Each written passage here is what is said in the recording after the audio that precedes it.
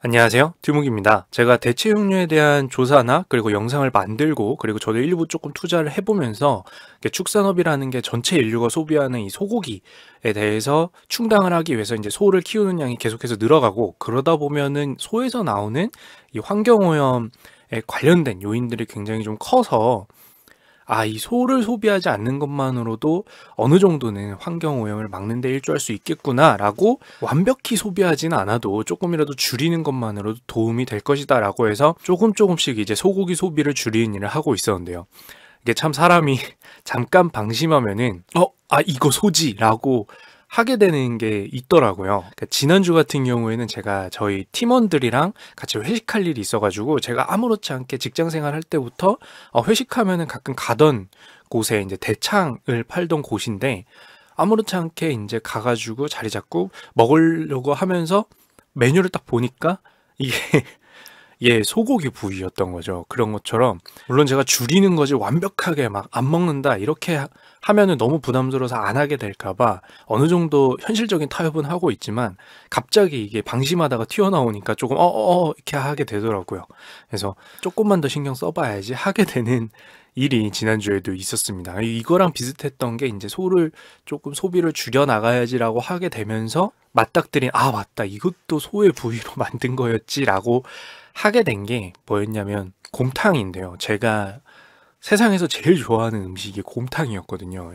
그것 때문에 사실은 이제 소를 아예 소비 안 하는 게 아니라 조금은 인정해주자라고 하기도 했는데요. 참 말 그대로 무언가를 위해서 완전히 쓰지만 하면은 나도 질려서 포기하고 그냥 사용하게 될까봐, 먹게 될까봐 줄이는 방향으로 하고 있지만 역시 뭔가를 지키거나 뭔가를 해내기 위해서 그러니까 이미 사용하고 있거나 먹고 있는 것을 줄이거나 안 하는 거는 정말 힘든 것 같습니다. 그래서 참 제가 매번 다이어트를 실패를 하는 것 같아요. 지금 또 다시 다이어트를 시도 중인데요. 항상 인트로에도 날씨 걱정, 교육 방송 같은 멘트만 나오는 것 같아서 저의 일상생활을 조금 녹여서 도입부를 조금 녹화를 해왔습니다. 조금 정신없나요?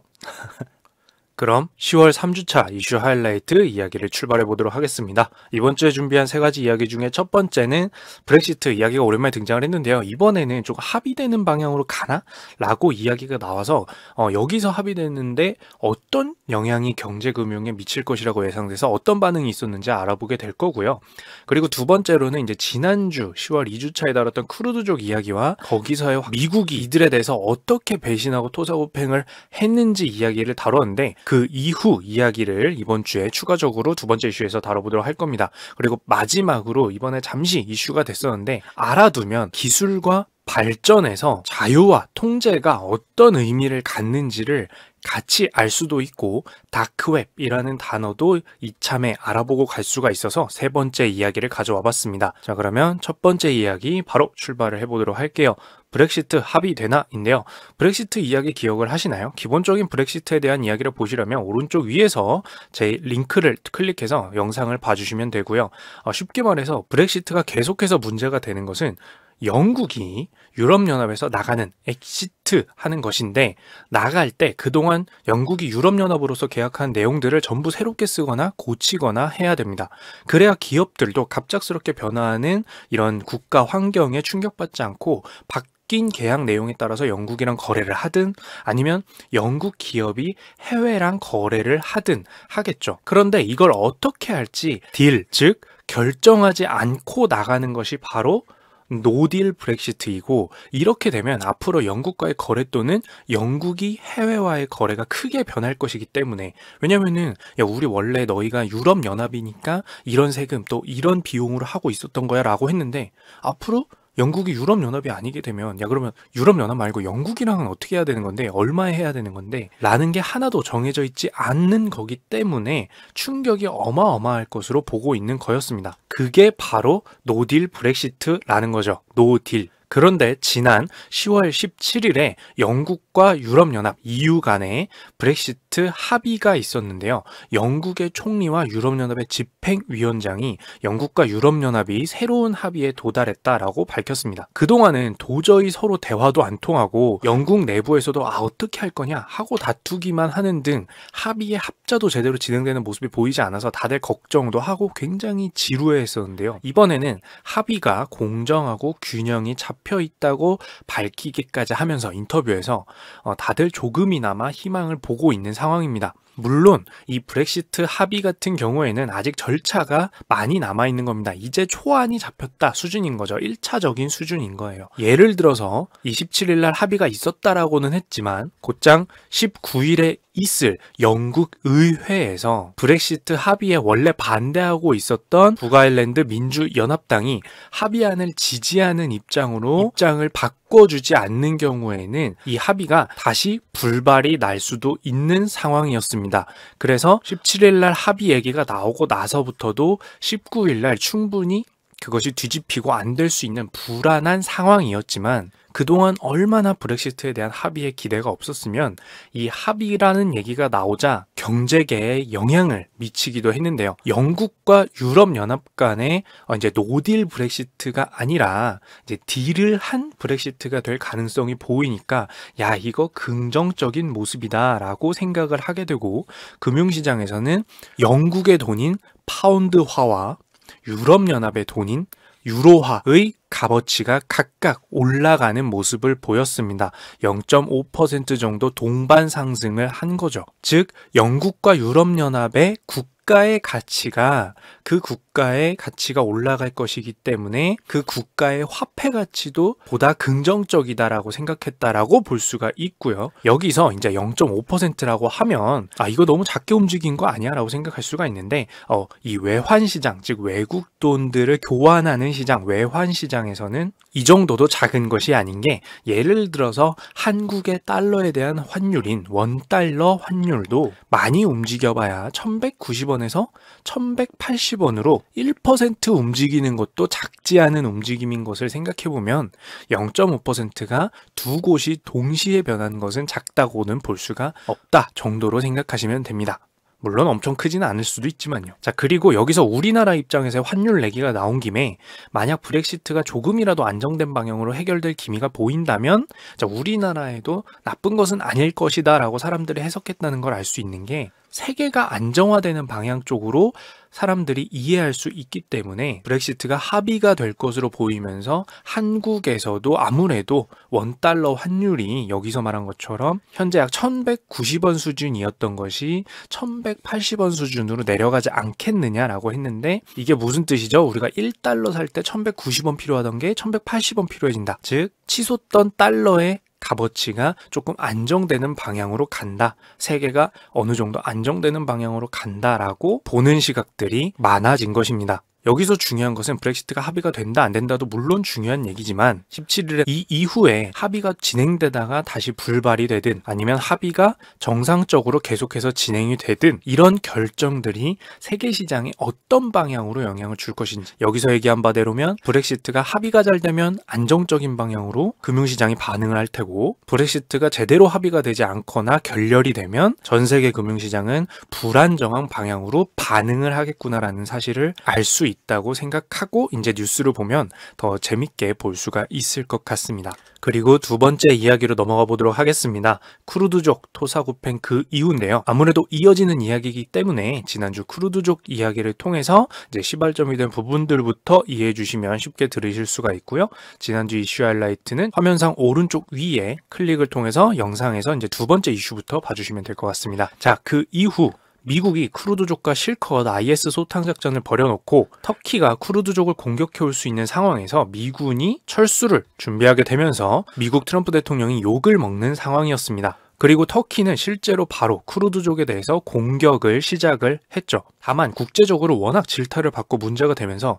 미국 트럼프 대통령도 가만히 있을 수는 없기 때문에 터키가 계속해서 쿠르드족을 공격하는 군사적 행동을 할 경우 미국이 터키를 제재하겠다라고 밝혔는데요. 미국이 어떤 제재를 하겠다고 트럼프 대통령이 얘기를 한 것이냐면 미국이 터키에서 만들어낸 철강에 대한 관세, 세금도 50%로 올리고 원래는 그거보다 낮게 책정을 해주고 있었는데 다시 50%로 세금을 크게 올리고 그리고 현재 미국이 터키와 진행하고 있는 약 120조 원 수준의 무역 협상도 중단하겠다라고 이야기를 전한 것입니다. 무역, 경제상으로 제재를 하겠다라고 한 거죠. 당연히 터키의 금융시장은 즉각적으로 안 좋아지기 시작을 했는데요. 왜냐면 터키의 철강이 제대로 팔리지 않게 될 것이고, 무역 협상이 안 되면 그만큼 다양한 상품들이 미국 쪽으로 잘 팔리지 않게 될 것이라고 생각을 할 수가 있기 때문인데요.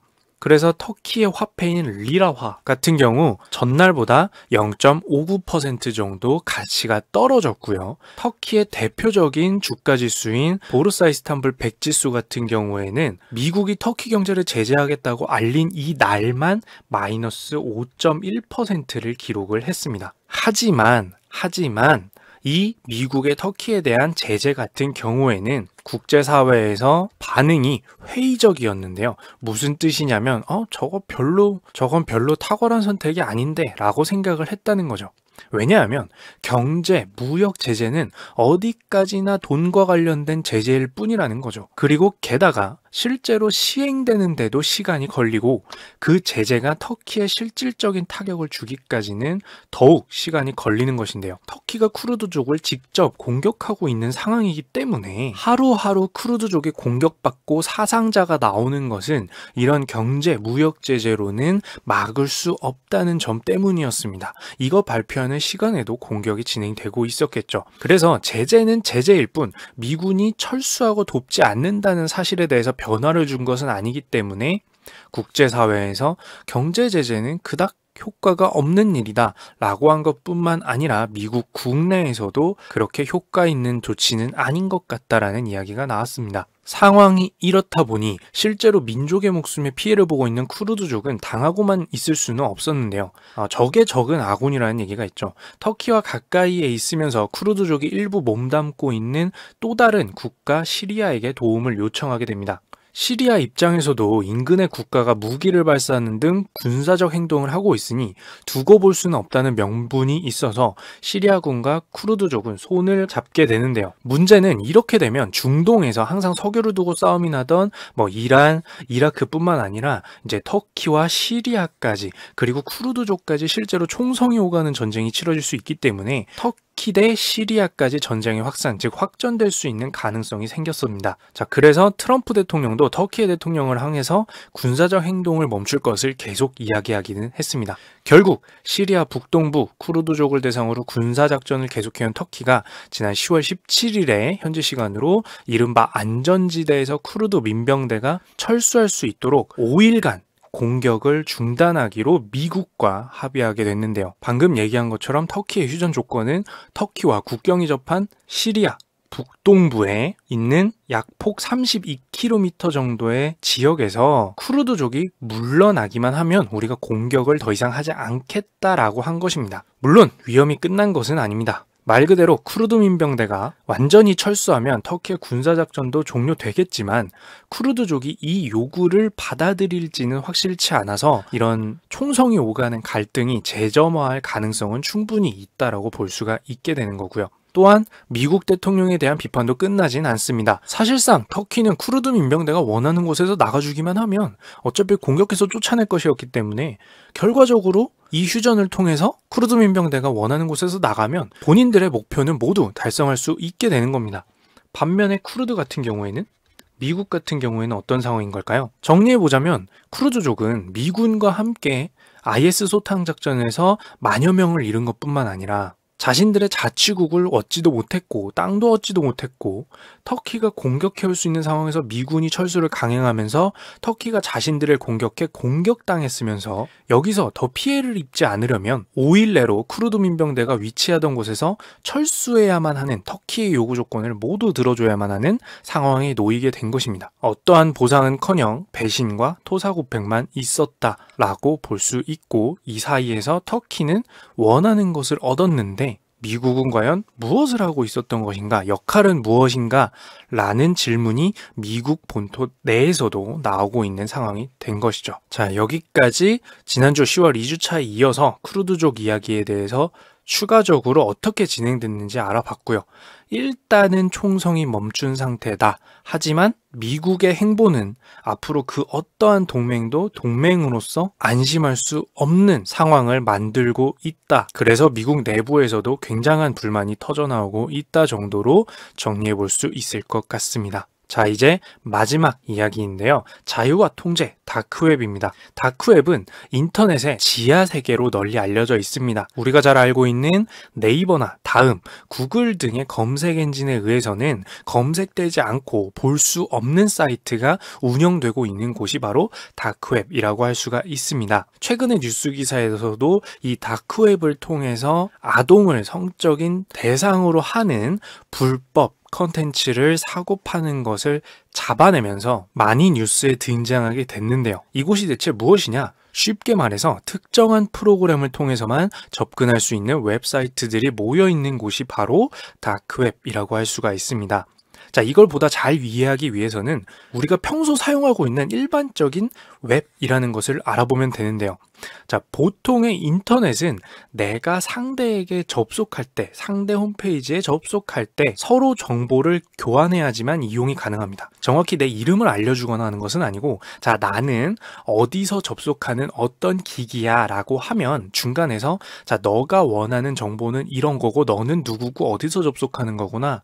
자, 그러면 너가 원하는 건 여기에 가면 볼 수가 있어 라고 알려주게 되고, 그러면 그 위치로 접속을 하면 그 위치에서 이제 홈페이지에 필요한 사진이나 글이나 내용이나 이런 것들을 다시 되보내주면서 우리가 원하는 웹사이트를 볼 수 있게가 됩니다. 즉, 그 웹사이트의 정보를 가지고 있는 것도 마찬가지로 너가 찾던 정보야. 자, 너가 누구인지 밝혔고 어디서 접속한 건지 밝혔으니까 나도 너한테 정보를 줄게 라고 해서 웹서핑이나 이런 것들이 가능하게 되는 겁니다. 쉽게 말해서 내 정보를 주고 그것을 확인하고 내게 정보를 다시 줌으로써 우리가 흔히 아는 우리가 웹사이트를 돌아다니는 일을 할 수가 있게 되는 거죠. 즉, 여기서 포인트는 누구인지 밝힌다라는 거예요. 자, 몇 분 몇 초에 A라는 웹사이트에 접속한 사람 누구야 라고 하면 사람 이름이 나온다는 게 아니라 자, 컴퓨터상의 주소로 어디서 어떤 기기들이 언제 접속했습니다라는 기록이 남고 반대로 나중에 찾을 수도 있다라는 뜻이죠. 하지만 다크웹은 이와 반대입니다. 접속하려면 조건이 하나가 있게 되는데요. 특정 프로그램을 써야 한다고 했죠. 여기서 이 특정한 프로그램의 역할이 중요한데요. 왜냐하면 다크웹은 서로 정보를 감춘 상태라고 판정돼야 접속할 수 있는 곳이기 때문입니다. 달리 말해서 정보를 얻거나 주려는 너와 나 모두 누구인지 모르게 준비가 다 완료되어야 만나기로 할 수 있다라는 거예요. 어디서? 바로 이 다크웹에서 말이죠. 사람으로 치면 이름도 가짜 이름으로 바꾸고 얼굴 모양새도 안 보이게 하기 위해서 막 다 마스크나 이런 것들을 쓰고 지문이나 이런 것들도 감출 수 있게 하기 위해서 장갑까지 모두 낀 것을 이제 문 앞에서 확인이 돼야 입장할 수 있는 것이 바로 다크웹이라는 겁니다. 요약하면 다크웹에 접속하는 이 특정 프로그램이 하는 역할이란 것이 바로 여러 국가의 연결선을 경유하고 우회하고 이리저리 나 자신의 정보를 세탁해서 누구인지 알 수 없도록 감추는 작업을 해주는 것이 바로 이 특정 프로그램의 역할입니다. 그러니 좋아, 나도 정보를 감췄고 저쪽도 정보를 감췄으니 이제 서로 거래를 하다가 누구한테 문제가 생겨도 상대를 통해서도 내가 누구인지 알 수 없고, 왜냐면 서로가 누구인지 확인하지 않고 만났기 때문에 정보가 끊어지는 거죠. 반대로 나를 통해서도 상대가 누구인지 알 수 없는 겁니다. 그런데 사실 이 기술, 다크웹을 이용하는 기술은 미국 해군에서 1990년대에 개발한 것이었다는데요. 서로 익명으로 통신을 이용해 첩보전, 막 스파이들이 잠입하고 잠입해서 얻은 정보를 교환하고 막 이런 일을 할 때 자신을 감춘 상태에서 상대방도 감춰준 상태에서 정보를 주고받기 위해서 개발된 것이었습니다. 자, 그런데 달리 생각해보면 아까 얘기한 일반적인 웹의 특징은 뭐였죠? 서로 신원을 밝히고 정보를 주고받는다는 건데요. 그럼 이렇게 생각해보면 자, 항상 우리가 신원을 밝히고 들어가고 하게 되면 만약 누군가가 나를 추적해오려고 한다 하면 언제든 추적이 가능하다라는 뜻이고요. 그리고 만약에 누군가가 야, 저런 신원을 가진 사람들은 앞으로 못 들어오게 해. 왜? 마음에 안 드니까. 야, 우리 국가의 성향이랑 안 맞아. 저런 정보를 만들어내는 사람들은 앞으로 인터넷에서 안 보이도록 만들어버려 라고 해서 검열을 할 수도 있다라는 뜻이고요. 달리 말하면 이 일반적인 웹은 내가 누구이고 정보를 만들어낸 사람이 누구인지 항상 밝히기 때문에 누군가를 특정해서 통제할 수도 있다라는 뜻입니다. 왜? 신원을 항상 밝히기 때문에 라는 거죠. 물론 계속해서 얘기하지만 여기서 말하는 신호는 내 개인정보가 아니라 내가 접속하는 이 컴퓨터가 밝히는 컴퓨터의 위치와 이런 주소입니다. 자, 쉽게 생각해서 우리 한반도의 북쪽에 있는 국가 같은 경우에도 어떨까요? 자, 특정 사이트에서 만들어지는 컨텐츠가 자신들의 국가와 맞지 않는다고 해서 그 사이트에 아예 접속할 수 없게 만들고 마음에 들지 않는 컨텐츠를 제작하게 되면 사이트가 폐쇄되는 등의 검열이나 통제가 가능하죠. 그게 왜 가능하죠? 누구인지 어디인지 알기 때문에 연결되지 못하게 라고 하면 검열이나 통제가 가능한 겁니다. 즉 우리가 너무나도 편하게 사용하고 있는 인터넷, 즉 이 웹이라는 곳은 따지고 보면 누군가가 통제나 검열, 추적 가능한 곳이기 때문에 자유롭지 않다라고 생각할 수가 있고, 그렇기 때문에 우리는 자유가 필요하다, 추적, 검열, 통제가 불가능한 것이 필요하다는 사람들이 생겨나게 됩니다. 그래서 자유를 갈망하는 의미에서 다크웹에 접속할 수 있는 프로그램이 개발되고 공유가 되게 된 것인데요. 그러나 문제는 뭘까요? 어디까지나 이 기술은 도구일 뿐입니다. 컴퓨터로 회사 일을 하는 사람도 좋은 일을 하는 사람들도 있지만 이를 통해서 못된 범죄를 저지르는 사람도 있는 것과 같죠. 다크웹에 기반이 되는 기술을 통해서 단순히 자신의 정보를 밝히지 않는 자유를 얻는 것뿐만 아니라 누구인지 추적할 수 없다는 뜻이 되다 보니까 너무 자유롭게 활동할 수 있게 되면서 일반적인 사회에서는 범죄로 취급되는 모든 것들도 일어나게 된 곳이라고 볼 수가 있습니다. 통제되지 않자 나타나는 부작용이 심각해진 거죠. 게다가 추가적으로 알고 계시면 좋은 거는 이곳에는 다수의 악성 코드, 막 컴퓨터를 감염시키는 이런 코드들도 잠복하고 있기 때문에 접속해서 이동하는 것만으로도 위험한 인터넷 무법지대인 셈이기도 합니다. 여기서 범죄 행위에 준하는 거래를 하는 사람들을 추적하기가 불가능한 상태이기도 한데요. 그걸 아니까 다크웹에서 활동을 하는 거겠지만요. 자, 사법기관에서도 다크웹 자체에 대한 추적보다는 여기서 일어난 비트코인의 거래에 대한 추적 등을 통해서 수사가 가능한 것이고 거기서 일어난 범죄 행위를 잡아내고 있습니다. 추적이 너무나도 힘들다 보니까 어떻게든 다른 수단을 통해서 기록이 남았을 때 간신히 잡아낼 수 있다라는 거죠. 예를 들어서 이제 최근에 그 다크웹을 통해서 이제 아동을 성적인 대상으로 한 이 사이트 같은 경우에도 이 사이트 자체를 찾아냈다기보다는 이 사이트를 운영하는 사람과 거기서 정보를 사기 위해서 암호화폐를 지불한 내역을 통해서 검거가 가능했다라고 합니다.